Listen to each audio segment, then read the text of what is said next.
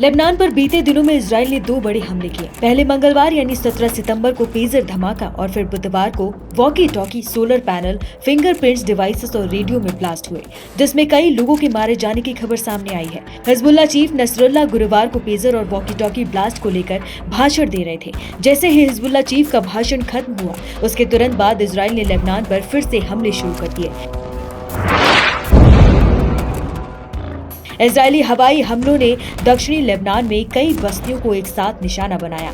Lebanon के ताजा हालातों और मिडिल ईस्ट में बढ़ते संघर्ष को लेकर फ्रांस चिंतित है। इस तनाव को कम करने के लिए फ्रांसीसी राष्ट्रपति इमानुएल मैक्रों एक्टिव हो गए हैं। उन्होंने व्यक्तिगत तौर पर लेबनान के प्रमुख नेताओं से संपर्क किया है। सूत्रों के अनुसार उन्होंने संसद के अध्यक्ष नबी बेरी, कार्यवाहक प्रधानमंत्री नजीब मिकाती और सेना कमांडर जनरल जोसेफ ओन से बात की है। इसके अलावा मैक्रों ने इजरायली प्रधानमंत्री बेंजामिन नेतन्याहू से भी फोन पर बात की है। सूत्रों के मुताबिक मैक्रों ने दोनों पक्षों के नेताओं से बातचीत में संयम बरतने और तनाव को बढ़ने से रोकने की अपील की है। साथ ही फ्रांस ने ये साफ कर दिया है कि वो लेबनान के साथ खड़ा है। फ्रांस ने इजराइल और हिजबुल्लाह के बीच शांति बनाए रखने की अपील की है। हालांकि इजरायली नेताओं ने ईरान समर्थित हिजबुल्लाह के खिलाफ जंग तेज करने के लिए संकेत दे दिए हैं, जिसके बाद फ्रांसीसी विदेश मंत्रालय ने इजरायली अधिकारियों के बयानों पर प्रतिक्रिया देते हुए संयम बरतने की अपील की है। फ्रांसीसी राष्ट्रपति ने लेबनान में हाल के बम विस्फोटों पर गहरी चिंता जताई है। उन्हें लगता है कि ये घटना क्षेत्र में तनाव को बढ़ाने का कारण बन सकती है। मैक्रों ने लेबनान के राजनीतिक और सैन्य नेताओं की जिम्मेदारी से काम करने की अपील की है और कहा है कि सभी लेबनानी दलों को संयम रखना चाहिए। लेबनान और इजराइल के बीच क्यों बढ़ा तनाव?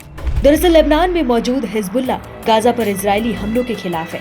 वो इस कार्रवाई के विरोध में इजराइल के उत्तरी इलाकों में लगातार हमले कर रहा है, जिससे हजारों यहूदियों को नॉर्थ इजराइल के क्षेत्र में बसाई गई बस्तियां छोड़नी पड़ गई। इजराइल के प्रधानमंत्री नेतन्याहू का कहना है कि नॉर्थ क्षेत्र से विस्थापित करीब 60,000 यहूदियों को दोबारा बसाना उनके युद्ध लक्ष्यों में से एक है, लेकिन हिजबुल्लाह के हमलों के बीच ऐसा कर पाना नामुमकिन है। लिहाजा इजराइल ने हिजबुल्लाह की ताकत को कम करने के लिए उस पर आक्रमण करना शुरू कर दिया है। मंगलवार और बुधवार को लेबनान में हजारों पेजर्स और वॉकी टॉकी में धमाके हुए, जिसमें करीब 37 लोगों की जान चली गई और 3000 से अधिक लोग घायल हुए। माना जा रहा है कि इन धमाकों में इजराइल का ही हाथ है। हालांकि इजराइल ने सीधे शब्दों में इसे स्वीकार नहीं किया, लेकिन कई सूत्रों ने बताया कि इजराइल ने अमेरिकी अधिकारियों को जानकारी दी है कि लेबनान में हुए धमाके उसी ने करवाए हैं।